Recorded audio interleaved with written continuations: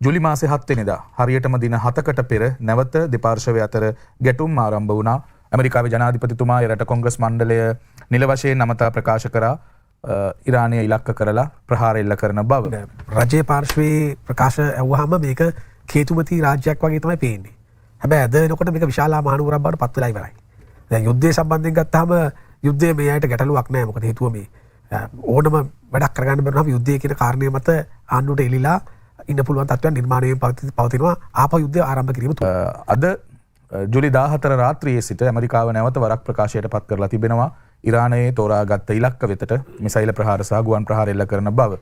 ඒ විතරක් නෙමෙයි හෝමු සමුද්‍ර සංධිය හරහා ගමන් ගන්න වාණිජ නැව්වල ආරක්ෂාව වෙනුවෙන් ඒ නැව්වලින් 20%ක බද්දක් අය කරන බවට ඇමරිකානු ජනාධිපතිතුමා ප්‍රකාශ කරලා තිබෙනවා. මම දැක්ක ලෝකයේ බ්‍රසීලයේ වගේ රටවල් මේ ක්‍රියාමාර්ගය ඇමරිකානු ජනාධිපතිතුමාගේ ක්‍රියාමාර්ගය විවේචනයට ලක් කරලා තිබුණා.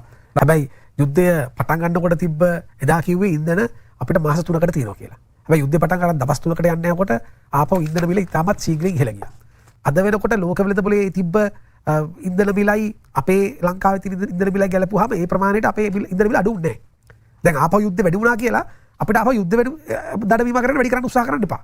අපි කවුරුත් දන්නවා එදා කිව්වේ මොකද්ද? දැන් සුමාන්තයකට ඉස්සෙල්ලා අස්සම් කරනකොට කිව්වේ මොකද්ද? නෑ මේ අපි ඉස්සෙල්ලාගෙන ආපුවා ඒ නිසා මේක අඩු කරන්න බෑ කියලා. දැන් ආපහු කඩිමුඩියේ යුද්ධේ ඔන්න දැන් ආපහු යුද්ධය ආපහු මෙච්චර වෙනවා. ඒ තත්ත්වය ජනතාවට දෙන්න එපා. ඒ කියන්නේ තමුත් ඒකම ජල යෝජනා ක්‍රමය. මේ අය මොනතරම් 2018 මේක සම්බන්ධයෙන් එළියට ගිහිල්ලා මිනිස්සුම මේ අහිංසක මිනිස්සුන්ට පොලිසියෙන් ගස්සලා ඒ සම්බන්ධයෙන් විරෝධය පාලා මොන නාටකම නටුවද? එතකොට මේක නෙමෙයිද මේ 70 වසරක සාපේ? දැන් අද මේ අය මොකුත් දැන් අද මේගොල්ලෝ පිටකොටුව බස් ස්ටෑන්ඩ් එකේ තීත ගන්නවා. එහා පැත්තේ අර රුවන්වැලි මහසෑය බාගෙට හදාගත්ත දුටුගැමුණු රජුරෝ මරණාසන්න මොහොතේ රුවන්වැලි මහසෑය රෙදි දාලා වට කරා වගේ එහා පැත්තේ සම්පූර්ණ ටකරක් ගහලා බලවල් ටිකක් හාරගෙන ඉන්නවා. අලවල සංචාරක ව්‍යාපෘතිය ඉස්සරහටත් යනවා ඉදිරියට යනවා. කාට හරි මේ පිළිබඳව ප්‍රශ්නයක් තියෙනවා නම් කරන්න ඕන දේ තමයි තැන් තැන් වල Facebook YouTube කියලා තියන්නේ මේ සෝෂල් මීඩියා මම පිළිබඳව ප්‍රශ්නයක් තියෙනවා නම් මුදල් වංචාවක් කළා කියලා තියෙනවා නම් පුළුවන් පොලිසිය පැමිණිල්ලක් දාන්න සංචාරක ගම්මානයේ සම්බන්ධයෙන්. මොකද ප්‍රශ්න කරන්න? ඔව්. මොකද ළඟදී හිටට කියාද? ඔව්. මොකද මේ තියෙන පින්තූරු දැන් මේ එක තැනක් තියෙනවා මේ ට්‍රේල් එකට මම කියන ඔබතුමා කියන්නේ ඔය මේ මෙතන තියෙන්නේ එක අපිට සමීප දසුණක් ලබා දෙන්න මොකද්ද කියලා පේන්නේ. ඊට පස්සේ මෙතන තියෙනවා එකක් කඩ වෙලා මේ තියෙන වතුර ටැංකිය සම්පූර්ණ ගැලවිලා. කොබලන් මේ තියෙන වතුර ටැංකියක් වගේ එකක් තියෙනවා. ඊගාවට මෙතන තියෙනවා මේ ට්‍රේල් එක කියලා ගහපු බෝඩ් එකේ මේ තියෙන මේ ෆස්ට් ට්‍රේල්. ඉතින් මම තුමා දැන් මේ මිනිස්සු ඇවිල්ලා යන එක හරි. හැබැයි මේ සයිකල් ට්‍රේල් මේ ඔක්කොම කැඩලා මේ රජයේ දීපලනේ මේ කඩ බැලලා තියෙනවා. ඔබතුමාලා දැන් හරි නිරීක්ෂණයක් නැහැ නේ ඔබතුමා මේ. නෑ මේක මේ බෝඩ් එක ගලවන්නේ කවුද එතකොට? ඒක තමයි. අලවල ගමේ අය නෙවෙයි නේද? නෑ අලවල ගමේ අය නෙවෙයි. මේක දැන් ඔබතුමාලා මේක හරියට නඩත්තු කරන්නේ නැහැ නේ. දැන් ඔබතුමාලා මේ ලක්ෂ 40ක් මේ තියෙන වතුර ටැංකියක් කුඩු කරලා තියෙනවා. එක්ක අරජාර දැන් මේක ලොකු චෝදනාවක් ඔබතුමාට එන්නේ. ඔබතුමා අරජාර දැන් වර්තමාන තත්ත්වයේ තියෙන ෆොටෝ එකක් හරි පෙන්නන්න දෙපෑ මේ මාධ්‍යයට. ඔබතුමා දැන් ගලලා තියෙනවද එහෙම එකක්? ඔබතුමාට පහුගිය කාලේ දිගටම ලොකු ඇතිවෙච්ච චෝදනාවක් නේ. අරජාර මේක යථා තත්ත්වයට පත් වෙලා තියෙන හොඳ නෑ අද මාතෘකාව අලවල සංචාරක ගම්මානයේ ඕන නිසා මම ඒකට සෝදානම්ෙන් ආවේ නැහැ ඉතින්. ඔයකට මට උත්තර දෙන්න වෙලාව දෙන්නකෝ. ඔය නැහැ කියලා මම කියන්නේ. නෑ ෆොටෝ එකක් නෑ මගේ ළඟ කරුණු තියෙනවනේ කියන්නේ. කරුණු නෙවෙයි අපිට ෆොටෝ අරන් ආවේ ඔබතුමා. ඔයා ඉතින් ෆොටෝ අරන් එන්න මං අද ආවේ මේ ලෝක ආර්ථික එහෙම ආර්ථික නෙවෙයි මේ මත බලපාන්නේ. ලෝක යුද්ධයේ ලංකාවේ ආර්ථිකය මේවට නෙවෙයි. ෆොටෝ අරන් එන්න බලය දුන්නේ. මේ සම්පූර්ණ මේ රජයේ චතුරපට මේ වෙලාව දෙන්න. ඔව් අමතර වෙලාවක අපි දෙන්නම් මේක. හොඳයි.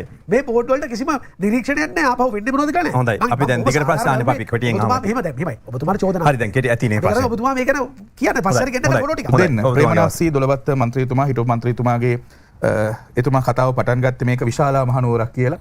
ඇත්තටම ඔව් දැන් අපේ රට විශාලා මහනුවරක්. දැන් අපේ රටේ දුටු තැන තෙල් පෝලිම් ඔබ දකින්න නැති නේද? අදත් තෙල් පෝලිම් විශාල ප්‍රමාණයක් තිබුණා දොළවත්ත മന്ത്രിතුමා. තෙල් පෝලිම් වල මිනිසුන් හෘදයාබාධ හැදිලා මැරී වැටෙනවා දොළවත්ත මන්ත්‍රීතුමා. තෙල් පෝලිම් විසඳලා අපි දුන්නේ. ගෑස් පෝලිම් විශාල ප්‍රමාණයක් තියෙනවා. මම හිතන්නේ දවසකට පැය 16ක් විතර ලයිට් කපනවා දොළවත්ත මන්ත්‍රීතුමා. ඔය ප්‍රශ්න විසඳලා අපි දුන්නේ. ඉතින් මම මොකොත් වලට ඉතින් ඔබතුමා කියන්නේ දැන් අපි මේ ප්‍රශ්න විසඳලා දුන්නේ. මගේ වාරේ. හරි. දැන් ප්‍රශ්නයක් අහන්න ඔබතුමාගේ ඔය 2022 24 කාලේ ඔබතුමා ලංකාවට නැද්ද? අපි ඔබතුමාලට බලය මට කියන්න ඔබතුමා දැන් ඩොලර් එක 340යි කියලා ඔබතුමාම කිව්වනේ. ඔව්.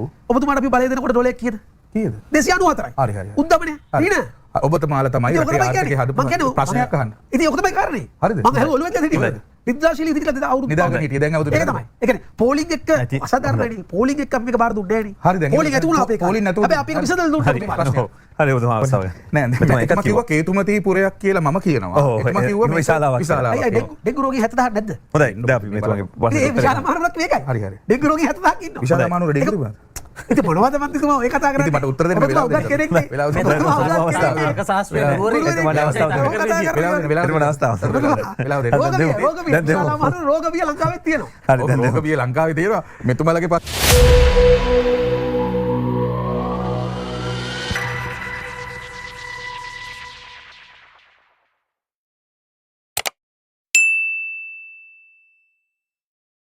ඒ වගේම චතුර ඔබ අහපු ප්‍රශ්නෙට ප්‍රවේශ වෙනකොට අද අපට ලබා දීලා තියෙන මාතෘකාව තමයි ලෝක යුද්ධ අර්බුදය නැවතත් ලංකා ආර්ථිකයට බලපායිද කියන එක.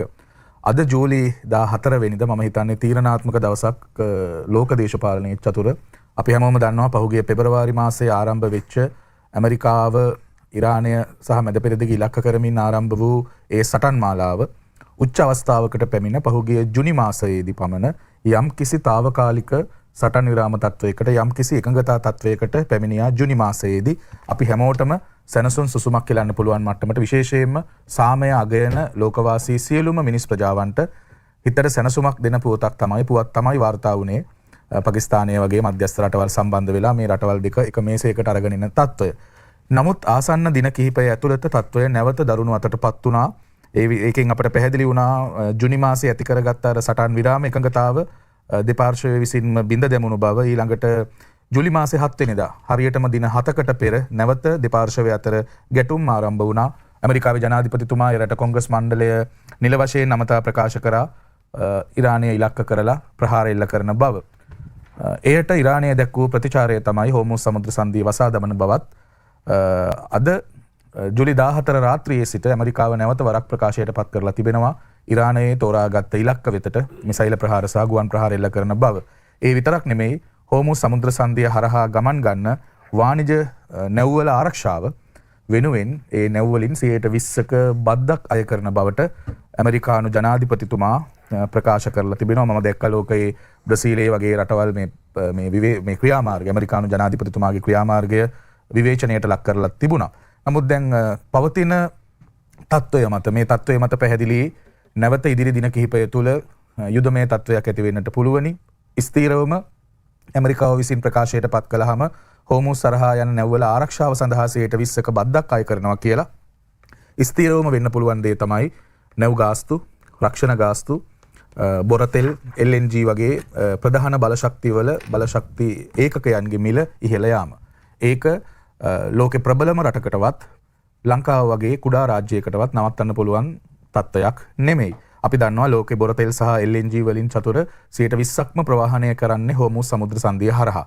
ඒ විතරක් නෙමෙයි අද හවස් වෙනකොට ලැබුණු අලුත්ම සංඛ්‍යාලයකන අනුව හෝමුස් හරහා යන නැව් ගමනාගමනය 52%කින්ම පහත වැටී තිබෙන බව තමයි ලෝක ප්‍රවෘත්තිවල සටහන් වුණේ. ඒ වගේම රක්ෂණ ගාස්තු, නැව් ගාස්තු සහ ඉන්ධන මිල ඉහළ යාමට නියමිතයි. ඩොලර් මම හිතන්නේ අද හවස වෙළඳපොලෙත් ඩොලර් 4කින් පමණ බොරතෙල් බැරලයක මිල ඉහළ ගොස් තිබෙන බවක් අපට දක්නට ලැබුණා. එතකොට මේක තමයි ලෝකයේ තියෙන අලුත්ම යුද තත්ත්වය. මේ තත්ත්වය හරි ගතික ස්වභාවයක් තියෙන්නේ. පැය කිහිපයකින් සමහර වෙලාවට වෙනස් වෙන්නටත් පුළුවන්. නමුත් අපි ලංකාව වගේ රටක්, ලංකාව මොන වර්ගයේ රටක්ද?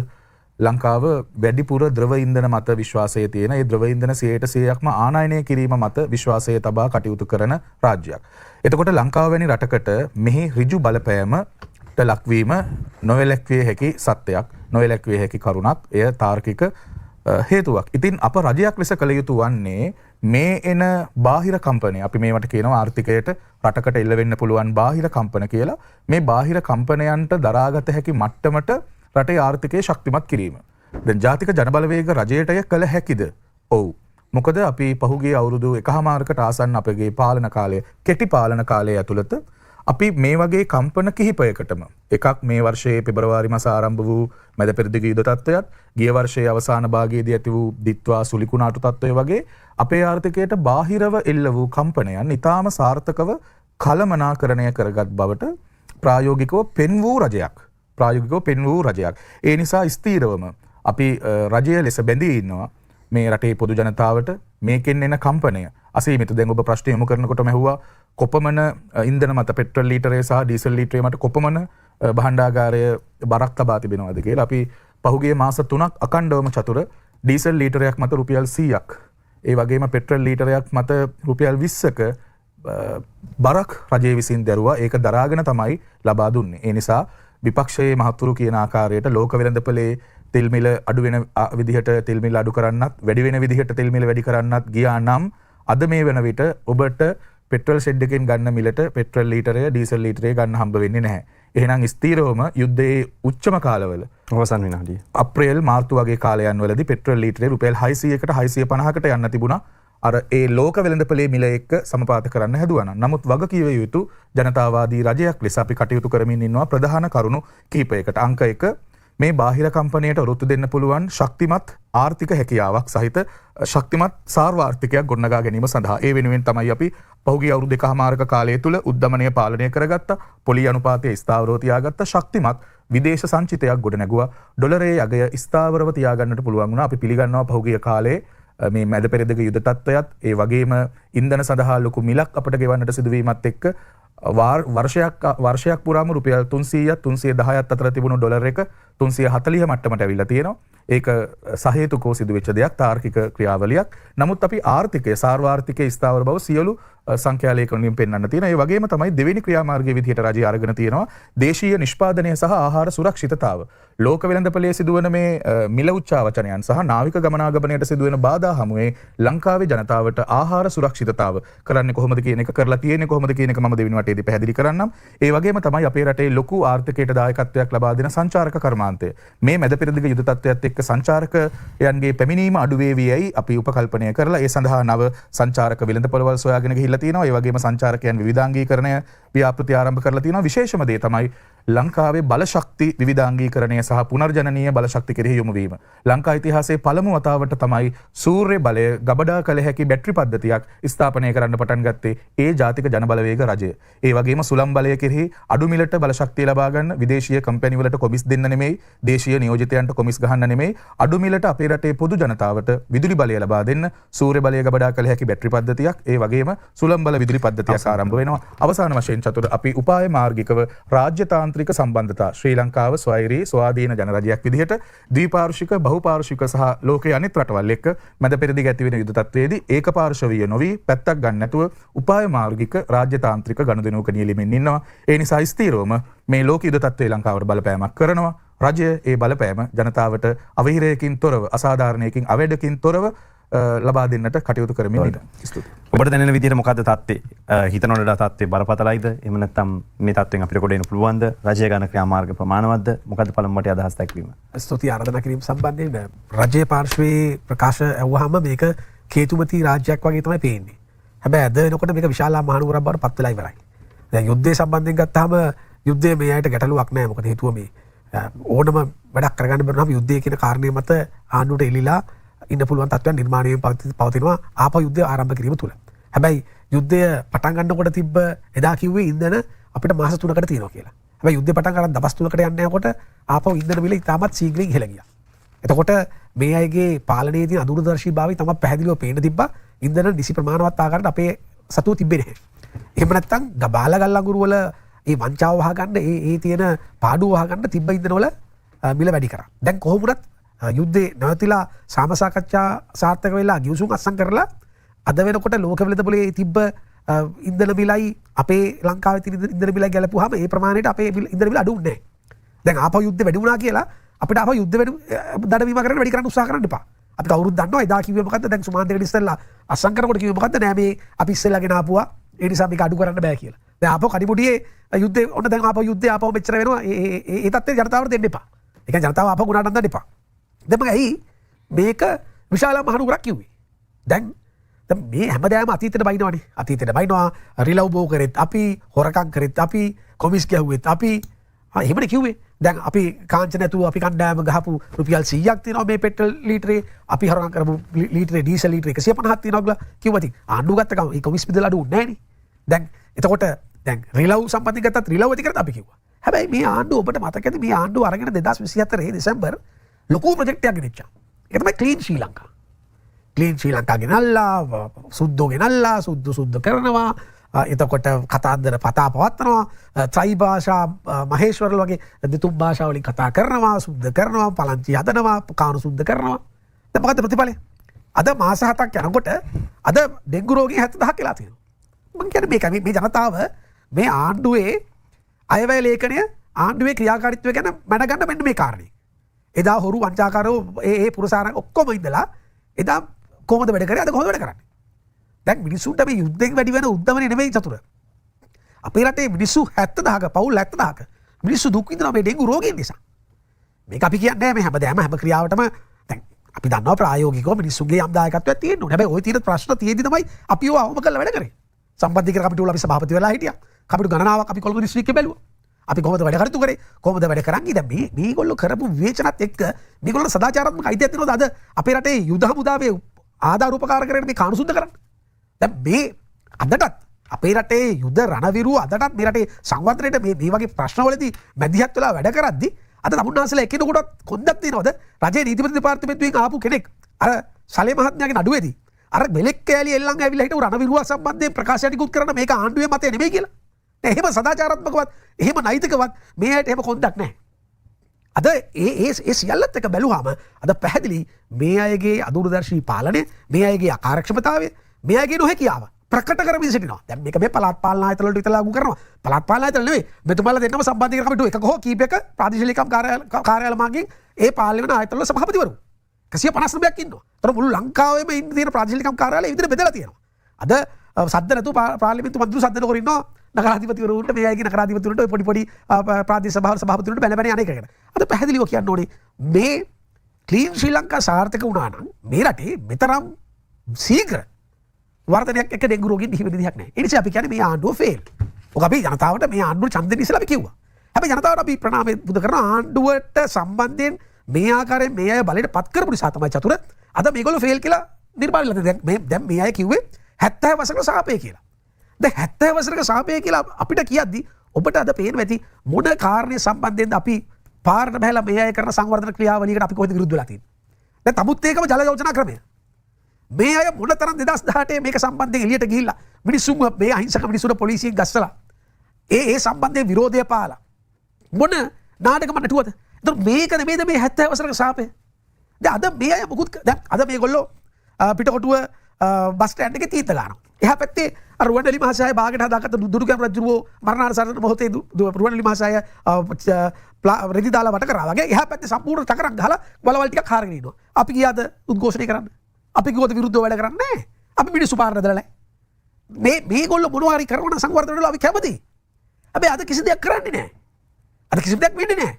මේ රටේ ජනතාවට ජීවත් වෙන්න පුළුවන් කමක් නැහැ. ජනතාවගේ මුදල් එහෙම් පිටිම අන්තරස්ථාන වෙනවා. ඩොලර් මිලියන ගණන් නැති වෙන්නේ. මට කියන්න මේ 70 වසරක සාපය තුල මේ මන්ත්‍රීවරු කවුරු හරි කොහෙද හොයලා කියන්නේ මේ 70 වසරක සාපය තුල ණය ගෙවන්න ජනතාවගේ රතු ලුණු කිලෝ එකේ පරිප්පු කිලෝ එකේ අල කිලෝ එකේ රුපියල් දෙක එකතු වෙච්ච බදු මුදල් වලින් එකතු වෙච්ච රුපියල් මිලියන 2.5ක් ඩොලර් මිලියන 2.5ක් ඒ කියන්නේ කෝටි 90ක් මෙහෙම අන්තරස්ථාන වෙලා හැකර් කෙනෙක් කිරිච්ච කියන්නේ දැන් මේක කියනවා නගේ අත්වැරදීමක් කියලා තැපල් දෙපාර්තමේන්තුවේ රුපියල් ඩොලර් ලක්ෂ 6ක් වෙච්ච දෙයක් නේ දැන් කාලිකරද අවසන් විනාඩි දැන් මුකුත් ඕනේ මේගොල්ලෝ කිසිම කාර්යක්ෂමතාවයක් නැහැ නේ මාවසක් කරන මේ කාර්යය. දැන් දිට්වා සුලිකුණාටුව ඇවිල්ලා දවසක් ගියාට තමයි මේගොල්ලෝ අත්‍යවශ්‍ය සේවා අධ්‍යක්ෂ ජනරාලට පත් කරන්නේ. දැන් අද මේ බන්ධනාගාරයේ විශාල තදබදයක් තියෙන වෙලාවක 11000ක් ඉන්න ඕන තැන 44000ක් ඉන්න වෙලාවක අද උපරිමාධිකරණ විනිශ්චයකාරව 8 දෙනෙක් මාස ගාණක් හිස් වෙලා තියෙනවා. මට කියන්නකෝ හෘද සාක්ෂියක් තියෙන පාර්ලිමේන්තු මන්ත්‍රීවරු කෙරෙහිට කණ්ඩායම් රැස්වීම දැයි ජනාධිපතිතුමාට කියන්නේ මේ අය පත් කරන්න කියලා. මේ රටේ විනිශ්චයකාරරු මදවීම තුල නඩු ලක්ෂ ගාණක් ගොඩ ගිහලා තියෙනවා. මේක නිකන් බන්ධනාගාරය කියන්නේ චතුර ආධාරියෙන් නිකන් 4 දෙනෙක් යන්න ඕන කාර් එක 16 දෙනෙක් පටවලා යවනවා වගේ.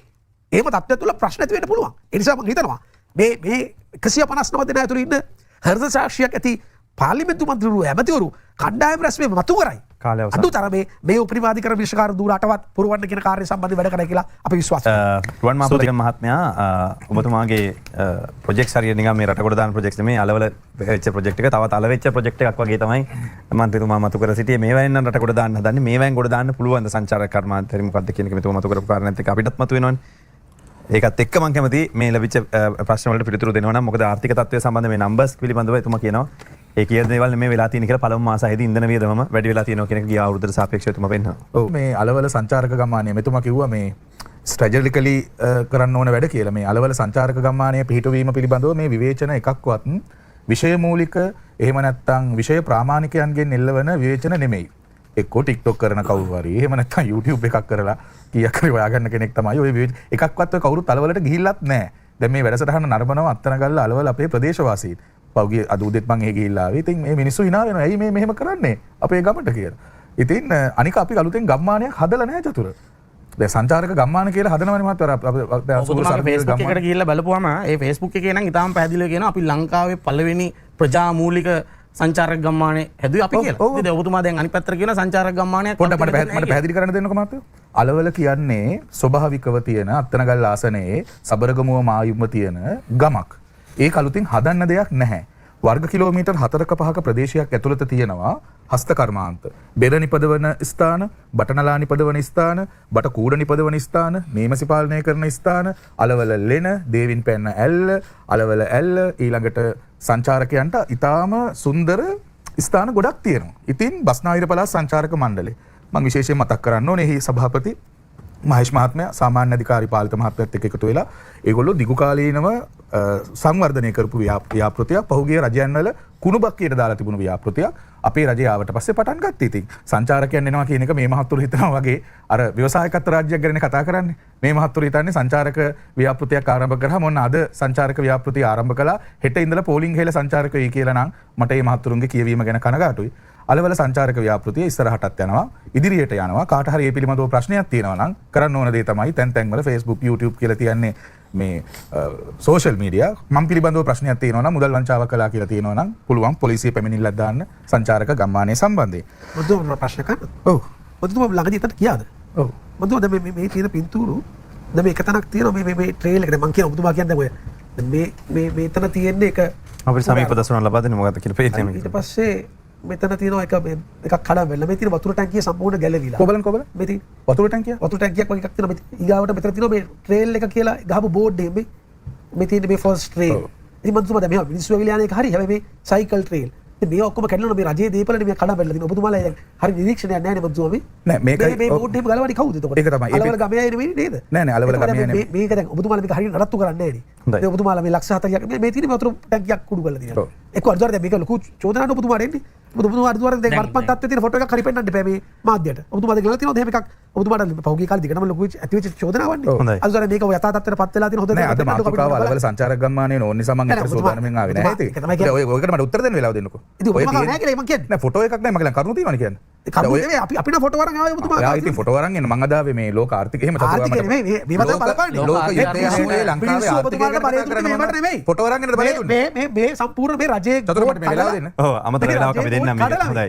මේ බෝඩ් වලට කිසිම නිරීක්ෂණයක් නැහැ. ආපහු වෙන්නේ මොනවද කියලා. හොඳයි. අපි දැන් දිගට ප්‍රශ්න අහන්න අපි කොටියෙන් අහමු. මෙහෙම දැන් මෙහෙමයි. ඔබතුමාට චෝදනා. හරි දැන් කෙටි ඇතිනේ ප්‍රශ්න. ඔබතුමා මේක කියන්නේ පස්සට ගෙන්නන්න ෆොටෝ ටික. හොඳයි. ඔබතුමාගේ අවස්ථාව ඔබතුමා. ඉතින් මේ මහත්මයා පෙන්නපු ඡායාරූප වලින් පේන්නේ වර්ග කිලෝමීටර් 7-8ක පාපැදි මම්පෙතක් සහ පයින් ගමන් කළ හැකි මම්පෙතක් හදලා තියෙනවා. ඒ තැනින් තැන මාර්ග සංඥා පුවරු ස්ථාපනය කරලා තිබුණා. යම් කඩාකප්පල්කාරීන් පිරිසක් මේක වීඩියෝ කරන්න කියලාම විශේෂයෙන් මේ ඡායාරූප ගැනීම සඳහාම ඒව බිමට පෙරලා දාලා ඡායාරූප ඔබතුමා පොලිසිය පචයක් ගෙවුවානේ. ඔබතුමා පැමිණිල්ලක් දාලා තියෙනවා. පැමිණිල්ලක් දාලා තියෙන්නේ මම නෙමෙයි අත්තනගල්ල ප්‍රජාමූල කමිටුව පැමිණිල්ලක් දාලා තියෙනවා. විමර්ශනය වෙනවා. විමර්ශනය වෙනවා. ඒ පොලිසිය විමර්ශනය කරන්නේ නේ. නෑ ඔබතුමා වෙලා බලන්න. මොකද ඔබතුමාට චෝදනා වෙන්නේ. ඔක වෙලා ඒ මට අහන්නකො මහත්තයෝ ඔය සම්බන්ධයෙන් අදාළ කවුරු හරි පාර්ශවයක් ගිහිල්ලා මම දන්නේ ඔබතුමායි කවුරු කෙනෙක් දොච්චර විශ්වාසයෙන්ම කියන්නේ නෑ මේ බරුණ රාජපක්ෂ මහත්තයා කියපු කතාව. ඔබතුමාට එන්න කියලා තියෙනවා. ඔබතුමා කියන්නේ නැද්ද? කවුද? ඔබතුමා බරුණ රාජපක්ෂ මහත්තයා හිටපු පසුගිය වර පාර්ලිමේන්තුවේ තරඟ කරපු බරුණ රාජපක්ෂ මහත්තයා ඔබතුමාට එන්නත් කිව්වා අපි අහගෙන එතන ඒක බලමු කියලා. එයාට එක්කටම මගේ ගණදෙනුවක් නැහැ. මම හිතන්නේ අපේ පක්ෂේ ඉඳලා අයින් කරපු කතාවත් එක්ක ගණදෙනුවක් තියෙනවා. අපේ පක්ෂේ ඉඳලා අයින් කරපු කෙනෙක් කතාවත් එක්ක ගණදෙනුවක් කරනවා. ඔබතුමාගේ අවස්ථාව දෙමු අපි. ජනතාවත් එක්ක නම් ගණදෙනු කරනවා. අදාළ නැති අය ගැන කතා කරන්න අවශ්‍ය නැහැ. අපේ පක්ෂේ ඉඳලා අයින් කරපු කෙනෙක්. එතකොට මේ අලවල සංචාරක ගම්මානයේ සම්බන්ධයෙන් ඔබතුමාට ප්‍රශ්නයක් තියෙනවා නම් ගිහිල්ලා බලන්න පුළුවන් සහ ඔබතුමාලා නියෝජනය කරන മന്ത്രിලා ඉන්නවා ප්‍රාදේශ සභාවේ අත්තනගල ප්‍රාදේශ සභාවේ. එතකොට මේ දිගින් දිගටම මේ මහතුරු කිව්ව කතාවන් එක්ක මට මේ දෙවෙනි වටේදී දැන් ප්‍රවේශය ගන්න චතුර බාධා කරපු කාලේ අයින් කරන්න. බාධා කොටසක් අපි. එතකොට මේ අර අපේ රජිත මන්ත්‍රීතුමා හිටපු මන්ත්‍රීතුමා ඉදිරිපත් කළ මහ බැංකුවේ සංඛ්‍යා ලේඛන කිහිපයක්. එතකොට තව එකක් කියලාම යන්නම්. ප්‍රධානම දේ චතුර මේ අලවල සංචාරක ගම්මානය කියලා කියන්නේ රුවන් මාපලගම එකපාරට නිදාගෙන ඉඳලා නින්දෙදී අර කොසල් රජතුමා දැකපු හීනයක් වගේ හීනෙන් දැකලා අවදි වෙලා මං අද අලවල සංචාරක ගම්මානයක් හදනවා කියලා ඩොග් ගාලා පටන් ගත් එකක් නෙමෙයි. මේක දිගු කාලීන ව්‍යාපෘතියක්. මේගොල්ලන්ට අසාර්ථකව කරගන්න බැරි වෙලා තිබිච්ච එකක්. ඉතින් ජාතික ජන බලවේග රජය ඇවිල්ලා ඉතා කෙටි කාලයක් ඇතුළත විශේෂයෙන්ම මේක ක්‍රියාත්මක වෙන්නේ බස්නාහිර පළාත් සංචාරක මණ්ඩලය, ඒ වගේම ගම්පහ දිස්ත්‍රික්කයේ තියෙනවා සංචාරක අනු කමිටුවක්, චම්පික හෙට්ටිආරච්චි මන්ත්‍රීතුමාගේ ඔබතුමාගේ කටානාසරීම නියෝජනය කරන ජාතික ජනබලවේග මන්ත්‍රීතුමාගේ අධීක්ෂණය යටතේ ඉතින් සංචාරක ගම්මානයේ ක්‍රියාත්මක වෙමින් යනවා. සංචාරකයන් පැමිණෙන්න දැන් ඉදිරියේදී දේශීය සංචාරකයන්ටත් මේක විවෘත කරන්න සූදානම්ින් ඉන්නවා. සියලු පරිපාලන කටයුතු සිදු කරන්නේ බස්නාහිර පළාතේ සංචාරක මණ්ඩලය විසින්. එතකොට මම අර මගේ පළවෙනි වටේදී ප්‍රවේශයේදී මම පැහැදිලි කරා චතුර ස්ථීරවම ලෝක යුදමය තත්ත්වයක් තියෙනවා. ඒ යුදමය තත්ත්වය ලංකාවට බලපෑමක් කරයිද කියන එක තමයි අද ටොපික් එක. ලංකාවට බලපෑමක් කරනවා. එහෙම බලපෑමක් කරනකොට අපි කොහොමද මේ රජයේ විදිහට මේක කළමනාකරණය කරගන්නේ? අපි ඒකට සූදානම්ද? ජාතික ජනබලවේග රජයේ අපේ රිපෝට් කාඩ් එක ගැන එතුමා කිව්වා අපේ ප්‍රගති වාර්තාව අතීතයේදී මේ අවුරුදු දෙකමාරේ ප්‍රගති වාර්තාව ඒකට සුදුසුකම් සපුරලා තියෙනවද? මේ පහුගිය මාස 6 ඇතුළත ලංකාවේ මුල් මාස 6 විදේශීය ආදායම ඇමරිකානු ඩොලර් මිලියන 7300ක් බවට වාර්තා කරනවා.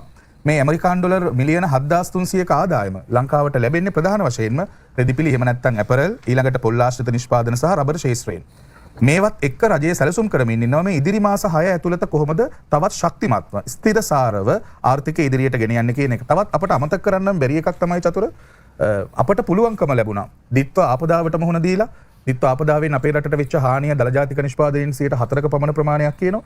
එහෙව් හානියක් ලැබූ රටක් ලෝක යුද්ධ තත්ත්වයකට මැද පෙරදිග අර්බුදයකට මුහුණ දෙමින් ඉන්න රටක් විදිහට අපට පුළුවන්කම ලැබුණා එක්සත් ජාතීන්ගේ සමාන ලෝක බැංකු වාර්තා අනුව අපට ඉහළ මැදි ආදායම් ලබන රටක් බවට පත්වන්නට පුළුවන්කම ලැබුණා. මොකක්ද කියලා මම පැහැදිලි කරන්නම්. මේ මොකක්ද ඉහළ මැදි ආදායම් ලබන රටක් කියලා කියන්නේ? ලෝක බැංකු නිර්ණායක අනුව රටක ඒක පුද්ගල දල ජාතික නිෂ්පාදනය ඇමරිකානු ඩොලර් 4635ට වැඩි නම් ඒක පුද්ගල දල ජාතික නිෂ්පාදනය ඇමරිකන් ඩොලර් 4635ට වැඩි නම් ඒ රට ලෝක බැංකුව විසින් කැටගරයිස් කරනවා වර්ගීකරණය කරනවා ඉහළ මැදි ආදායම් ලබන රටක් බවට. එතකොට 2024 දී අපේ රට බාර ගන්නකොට ලංකාවේ ඒක පුද්ගල ආදායම තිබුණේ ඇමරිකානු ඩොලර් 3870ක් විදිහට.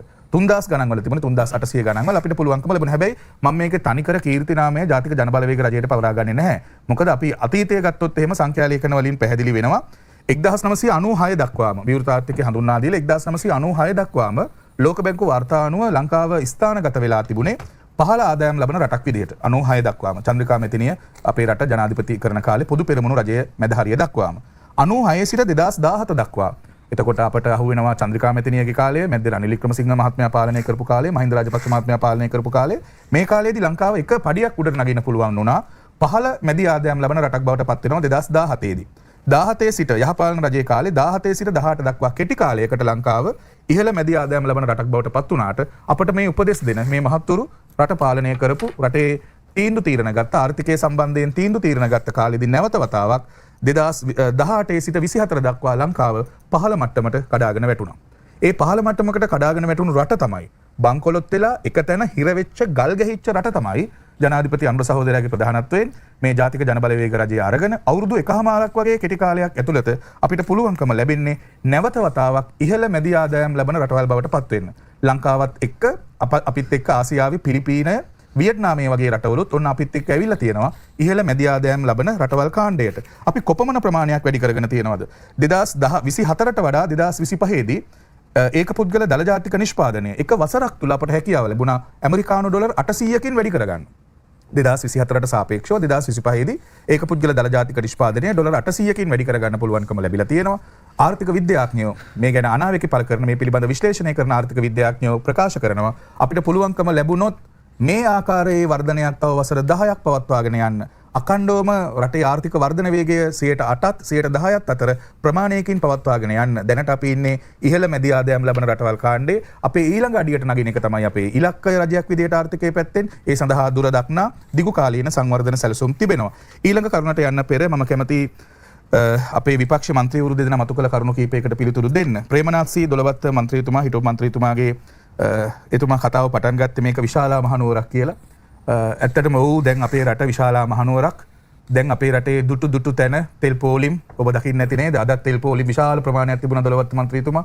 තෙල් පෝලිම් වල මිනිසුන් හෘදයාබාධ හැදිලා මැරී වැටෙනවා දොළවත්ත මන්ත්‍රීතුමා. තෙල් පෝලිම් විසඳලා අපි දුන්නේ. ගෑස් පෝලිම් විශාල ප්‍රමාණයක් ගෑස් පෝලිම් විසඳලා අපි දුන්නේ. දවසකට පැය 16ක් විතර ලයිට් කපනවා දොළවත්ත මන්ත්‍රීතුමා. ඔය ප්‍රශ්න විසඳලා අපි දුන්නේ. ඉතින් මම මොකද උඩට ඉතින් ඔබතුමා කියන්නේ අපි මේ ප්‍රශ්න විසඳලා දුන්නේ. මගේ වාරේ. හරි. දැන් මම ප්‍රශ්නයක් අහන්න ඔබතුමාගේ ඔය 2022 24 කාලේ ඔබතුමා ලංකාවට හිටියේ නැද්ද? අපි ඔබතුමාලට බලය මට කියන්න ඔබතුමා දැන් ඩොලර් එක 340යි කියලා ඔබතුමා කිව්වනේ. ඔබතුමාට අපි බලය දෙනකොට ඩොලර් කීයද? 294යි. හරි. උද්දමනේ. නේද? ඔබතුමාලා තමයි රටේ ආර්ථිකය හදපු ප්‍රශ්නයක් අහන්න. ඉතින් ඔක තමයි කාරණේ. හරිද? මම අහුව ඔළුවෙන් දැන් හිටියේ. නිද්‍රාශීලී විදිහට අවුරුදු නිදාගෙන හිටියේ දැන් අවුරුදු ඒක තමයි. ඒ කියන්නේ පෝලිං එක අසාධාරණයි. පෝලිං එක අපි මේක බාර දුන්නේ නැහැ නේ. හරි දැන් පෝලිං ඇති වුණා අපේ පෝලිං නැතුව හැබැයි අපි ඒක විසඳලා දුන්නා. හරි ඔබතුමා අවස්ථාව ගන්න. නෑ දැන් මේ ඔබතුමා කිව්වනේ මේ දැන් මේ විශාලා මහනුවරක් තියෙන කියලා මම විශාලා මහනුවරක ලක්ෂණ මෙතුමා කිව්වා කේතුමති රාජධානිය කියලා ඔබතුමා කියනවා කියලා කිව්වනේ. මෙතුමා එකක් කිව්වා කිව්වා. කේතුමති පුරයක් කියලා මම කියනවා. ඔව්, එතුමා කිව්වා මේ විශාලාවක්. විශාලාවක්. අයි ඩෙංගු රෝගී 70000 නැද්ද? හොඳයි. දැන් අපි මෙතුමාගේ ඒ විශාල මහනුවරක් මේකයි. හරි, හරි. ඩෙංගු රෝගී 70000ක් ඉන්නවා. විශාලා මහනුවර ඩෙංගු තිබුණා. ඉතින් මොනවද මන්ත්‍රීතුමා ඔය කතා කරන්නේ? ඉතින් මට උත්තර දෙන්න වෙලාව දෙන්න. කෙනෙක් නේ. වෙලාව දෙන්න. තර්ක ශාස්ත්‍රයේ ගුරුවරයෙක් එතුමාට අවස්ථාව දෙන්න. එතුමාට අවස්ථාව දෙන්න. වෙලාව දෙන්න. දැන් දෙමු. විශාල මහනුවර රෝග බිය ලංකාවෙත් තියෙනවා. හරි දැන් ඕක බිය ලංකාවේ තියෙනවා. මෙතුමාලගේ පක්ෂ දෙකේම නායකයන්ට නම් තුම්බිය. පේනවනේ නායකයෝ ඔක්කොටම තුම්බිය. අවශ්‍ය දේ ඇත්තද කියන්නේ? හරි හරි. කියන්නේ දෙලොක ඉතින් බාධා කරන්නේ නැතු. ඉතින් විශාලා මහනුවරක් තිබුණේ ලංකාවේ කොයි කාලෙද කවුරු බලධාරීත්වයේ හිටපු කවුරු ජනාධිපති කරපු කවුරුද ලංකා ඉතිහාසයේ පළවෙනි වතාවට මහා සම්මත රජුරුවන්ගේ කාලේ ඉඳලා කවුද මිනිස්සු පාරට බහැලා ගහලා එළෙව්වේ මේ ජුලි මාසේ පහුගිය සතියේ ජුලි 9 වෙනිදා ඒකේ සංවත්සරයක් ගහලා බලය ගත්තේ. ඈ? ඡන්දෙට බලය ගත්තේ. ප්‍රශ්නයක් දාන්නේ. ඡන්දෙට ඔබතුමා ඡන්දෙට තමයි බලය ගත්තේ. ඡන්දකින් තමයි. පොඩ්ඩක් කතා කරන්න දෙන්නකෝ බයද? බය නැහැ. ඉතින් එහෙනම් කතා කරන්න. මූණත් රත් වෙලා කතා කරන්න දෙන්න. අයියෝ. මට කතා කරන්න දෙන්න ඇයි දෙමු දෙමු. කතා කරන්න දෙන්න. ඔබතුමා කියපු කේතුමති රාජධානියේ නෙමෙයි ඉන්නේ. ඔබතුමා කියපු විශාලාවෙත් නෙමෙයි ඉන්නේ. ඇත්ත කතාව ගත්තන් පස්සේ ඒ කියන විශාලා මහනුවර තත්ත්වයක් රටේ පුරවැසියට ඇති වෙලා නැහැ කියන එක තමයි එතුමා මතු කර සිටින්නේ.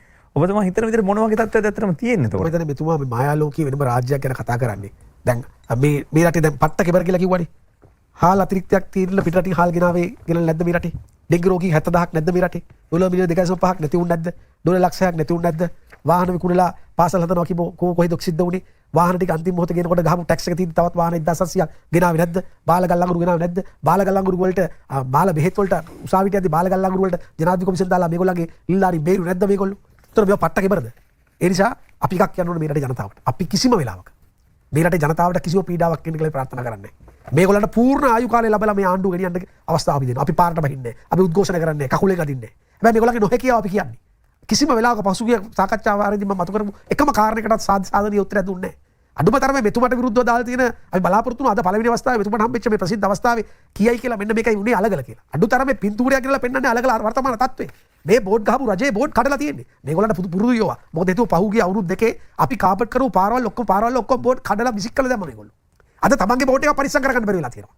ඉතින් ඒ නිසා මේ කාරණාව අපි ගත්තාම ජනතාවට කියන්නේ අපි කොයිලවත් ආණ්ඩුවේ කකුලේ අදින්නේ නැහැ. අපි කියන්නේ අර 70 වසරක් තුර සිද්ධ කරපු මහා සාගරය වගේ සංවර්ධන එක්ක මේගොල්ලෝ මේ 7-5-10 පේන් කරන සංවර්ධන ව්‍යාපෘති කරනවා කියලා. අපි තාසයි මේ රටට දැන් සංවර්ධනයක් කරන්නකෝ.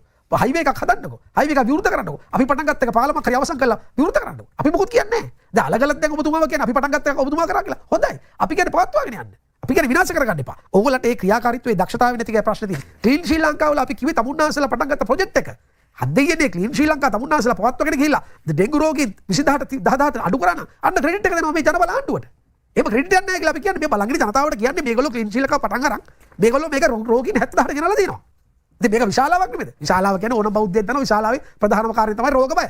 අද රෝග බය තියෙන්නේ. අද මිනිහෙක් ඇවිල්ලා කැමරාව ඉස්සලා කතා කරද්දී මේ මම පත් දෙන්නේ කොයිලේ මට මේක විදිහට කියලා මధుරේ කියලා. අද මధుරු ප්‍රභේදත් වෙනස් වෙලා. රෑ දවල් නෑ අද මොකද විදින්නේ කියලා. ඉතින් මේක පිළිගන්න මන්ත්‍රීතුමා මේ ඇත්ත තත්ත්ව පිළියරම් වැඩ කරන අපිට බලය එපා. ප්‍රශ්නයක් අහන්න පුළුවන්ද මේ බලවත් මන්ත්‍රී? මధుර ප්‍රභේද වෙනස් උනේ ජාතික ජන බලවේග නෑ නෑ මම කියන්නේ මේ වර්තමාන තත්ත්වය. මේක ඔබතුමාලා ක්ලීන් කරලා සුද්ධ කරලා ඔබතුමාලා ප්‍රොජෙක්ට් එක හොඳයි. ඔබතුමාලා ඒක මුලින් පටන් ගත්තා. ක්ලීන් කරනවා කියන එක කුණු සුද්ධ කරන අතර තව මොනවා හරි තමන්නේ ඔබතුමාලා පටන් ගත්තානේ. හැබැයි ඒකේ ප්‍රතිඵලයක් තියෙන්න එපා. අපි කියන්නේ ප්‍රතිඵලයක් නැහැ. අර ගහපු බෙරේකුත් නැහැ පළුවකුත් නැහැ. අපි කිව්වේ ඒක. අපිට ප්‍රශ්නයක් නැහැ. අපි කිය අපිට සතුටු වෙන්නේ නැහැ මේ රටේ මිනිස්සු මැරුණාම රෝග ආරෝග්‍යශාලා පිරුණාම. අපි යුද්ධ නිසා සතුටු වෙන්නේ නැහැ. අපේ දරුවෝ ඉන්නවා පොඩියෝ. අපි බෙහෙත් ටික ගේන්න බැරිනොත් ඉන්ධන ටික ගණන් ගියොත් අපි කොහෙටද යන්නේ? ඒ නිසා මේ රටේ මිනිස්සුන්ට ආපහු අපි කැමති නැහැ පෝලිං හැදෙනවට. අපි ආපහු කැමති නැහැ ගෑස් හැදෙනවට. අපි ඒ වෙනුවෙන් අපේ දේශපාලන අනාගතය උගස් තියලා තමුන්නාසලට මේ බලය හම්බුනේ. මොකද ඒ වෙලාවේ අමාරු තීන්දුව తీරන අපි ගත්තා. අපි ඒ වෙලාවේ අමාරු තීන්දුව తీරන ටැක්ස් එක වැඩි කරලා ටැක්ස් අයිඩෙන්ටිෆිකේෂන් නම්බර් එක අපි දීලා අපි ඒ වෙලාවේ තීන්දුව తీරන අරගෙන තමයි ඩොලර් බිලියන 6.4ක් එක තමුන්නාසලට බලය දුන්නේ. දුන්නේ නැහැ. දැන් බලය දුන්නා කියලා ප්‍රජාතන්ත්‍රවාදී අපි දුන්නා. ඔයා මෙහෙම ගෙනල්ලා දුන්නේ නෑ. දෙන්න ඔයගොල්ලන්ව පැරැත්තුවා. මේ රටේ ජනතාව එක තමයි ප්‍රජාතන්ත්‍රවාදී ක්‍රමය මහත්තයෝ. හරිද? අපි බලය අල්ලගෙන අපි ගේම් ගහුවේ නෑ. ඡන්ද තිබ්බ වෙලාවට. ඡන්ද පෙරදුනා තමුන්නාසලා බලය ගත්තා. හැබැයි අපි කරපු කාර්යය කියන්නේ අපි ඩොලර් බිලියන 6.5ක් ඉතුරු කරපු එක තමුන්නාසලා මොනවද කරලා තියෙන්නේ? අවුරුදු දෙකක්. අපි එදා සම්පූර්ණ ඒ අදාලා ඒ කාලය තුල අපි වැටුණාට පස්සේ අපි ඩොලර් බිලියන 200 ගානේ මාසෙ ඉතුරු කරලා තමයි තමුන්නාසලා ඩොලර් බිලියන 6.5ක් රජය දුන්නේ. තමුන්නාන්සලා ඩොලරයක 294 අපි දුන්නාම තමුන්නාන්සලාට හැකියාවක් නැතිලා තියෙන ඩොලරයක අඩුතරමේ 310 මට්ටමේ තියාගන්න. ඩොලරයක හාර 340ට ගිහිල්ලා තියෙනවා. දැන් තමුන්නාන්සේ කතා කරා මේ දිදිරිත් මහත්තයා ගැන. නඩු දාන්නකෝ. ඇන්ටිජන් ගැන හැමදේම කියවනවනේ. මොන බොරුවක්ද ඔය? මොන බොරු කතාවද ඔය? මිනිස්සු ව්‍යාපාරික මිනිස්සු දැක්කම ඊර්ෂ්‍යාව වෙන්න එපා, කුවක වෙන්න එපා. ඒ මිනිස්සු ව්‍යාපාරිකට ඉදිරියට වෙලා මොකද බිස්නස් එක කරන්න ඇති. හැබැයි තමුන්නාන්සලාට යුතුයකමක් තියෙනවද? තමුන්නාන්සලා ගැහුවා. හොඳ දෙයක් නමක් කිව්වේ ඔබතුමා ඒක තීරණය කළාද? මම තීරණය මම එතුමාගෙන් කතා කරේ. තමුන්නාන්සලා කිව්වේ නමක් කතා වුණේ නැහැ. මේ සම්පූර්ණ වැරදිනේ වාගේ. මෙතුමාගේ නායකයා කොහොමද? මේ පක්ෂ නායකයා කවුද?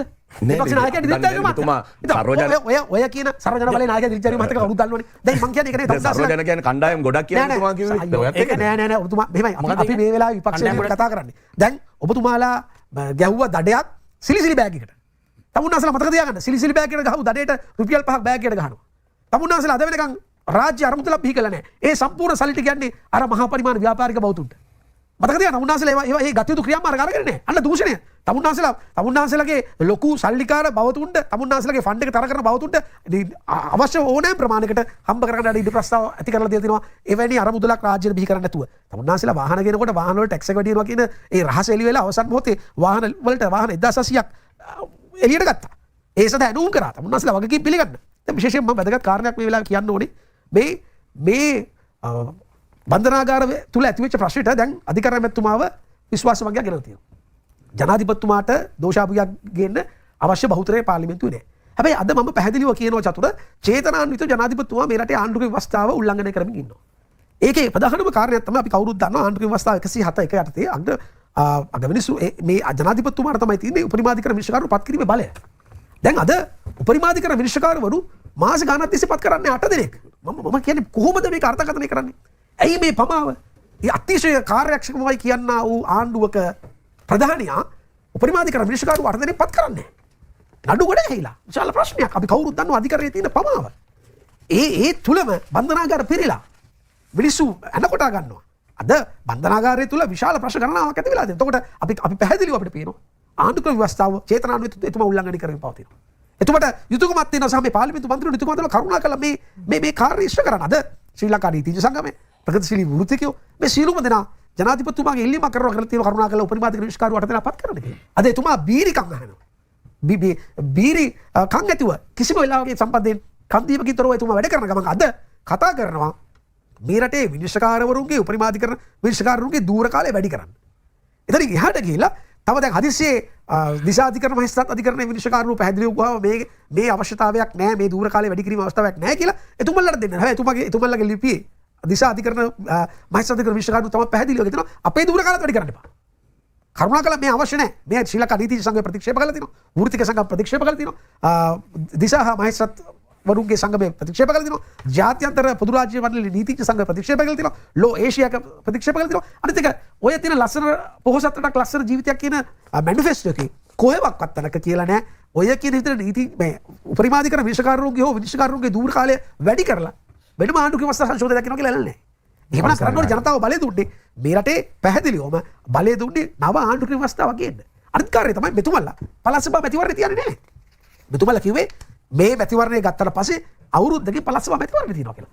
පළාත් සභා මැතිවරණයට චතුර මේ අය කියනවා මේ එතනත් ගරු ජනාධිපතිතුමා චේතනාන්විත ආණ්ඩුවේ ව්‍යවස්ථාව උල්ලංඝනය කරන මොකද ඒ පළාත් සභා පනත තුල යම් ආකාරයෙන් සීමා නිර්ණය කිරීම ප්‍රතික්ෂේප කළොත් සිදු කළ යුත්තේ අග්‍රාමාත්‍යවරයාගේ ප්‍රධානත්වය යුතුව කමිටුවක් හදලා එය සම්මත කිරීම පමණයි.